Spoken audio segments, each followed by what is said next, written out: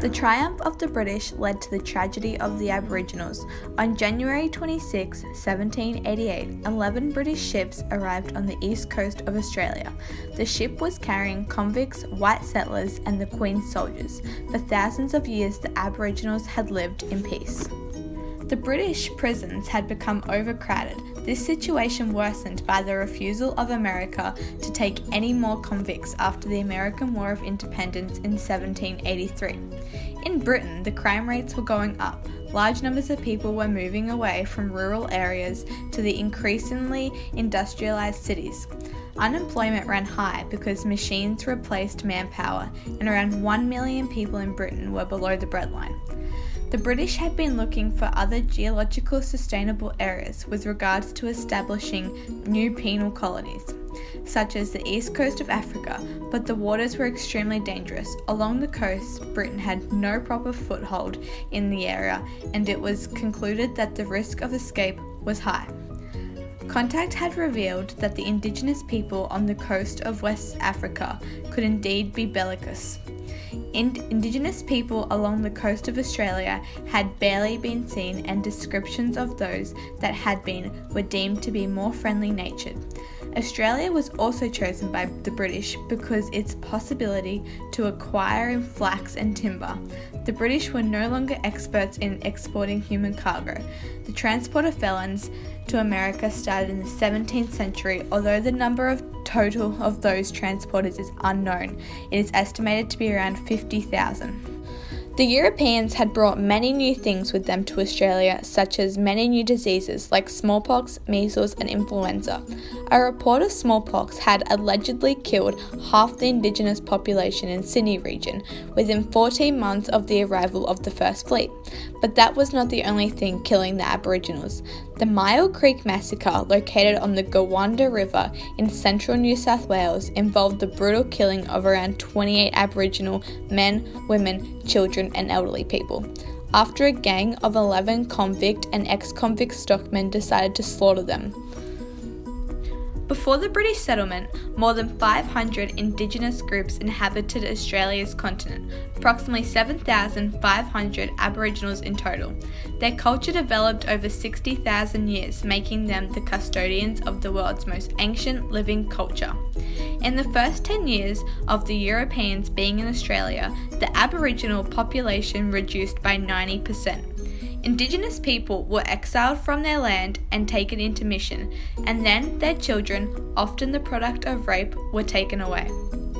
As far as the convicts were concerned, once they had served their time, they were free to join society, become small landholders, retailers, labourers, carpenters, domestics, and a few even found wealthy families, but that was not allowed for the Aboriginals. The Australian gold rush happened in 1851 and did not have a positive effect on the Aboriginals. Explorers and settlers had already disturbed traditional ways of life for the Aboriginal people in the Victorian Goldfields region. Flocks of sheep and cattle had already changed the environment, and now crowds of men had left significant scarring on the natural landscape. Indigenous Australians were used for their quality physical skills in hunting and tracking.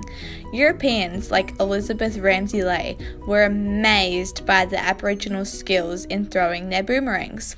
She described it as most astonishing.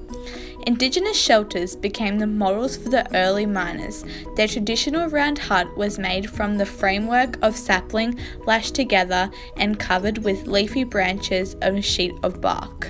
The very significant and varied roles Aboriginal guides fulfilled, especially in the Innital Gold Rush period, when vast tracts of Victorian land remained trackless or at the best remedy, is monumental, showing new goldfields, rescuing, providing warm, trading and naming features in the landscape, determining the most direct and travelable route, and locating food, medicine and water in order to sustain their non-Indigenous companions, safely preparing temporary shelters, negotiating passages through the country of resident clans, met on the line of march, and locating precious waterholes for horses and other stock.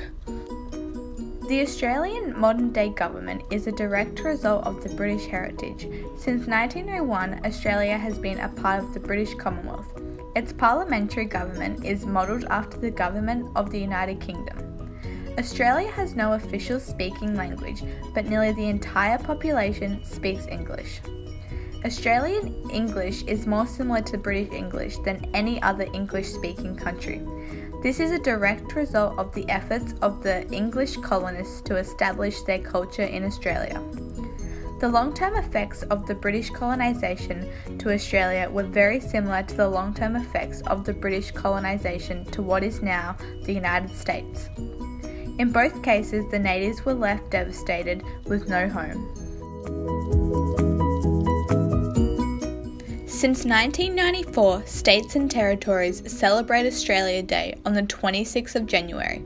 On this day, ceremonies welcome new citizens and honour people that did a great service.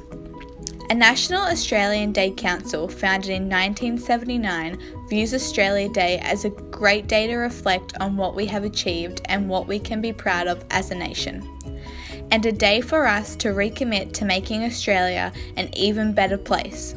But for the Aboriginals, that is not the case. For the Aboriginals, they will use this day to mourn the loss of their ancestors and great celebrating country. The day that your people got slaughtered and invaded.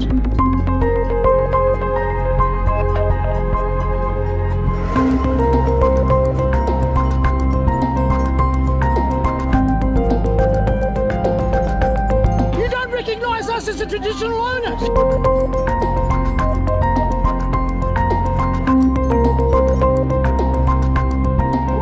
Always will be! Aboriginal land! Always was! Always will be! The significance of this day has sparked a great debate. Should it be Australia Day or Invasion Day? A quote from an unknown source.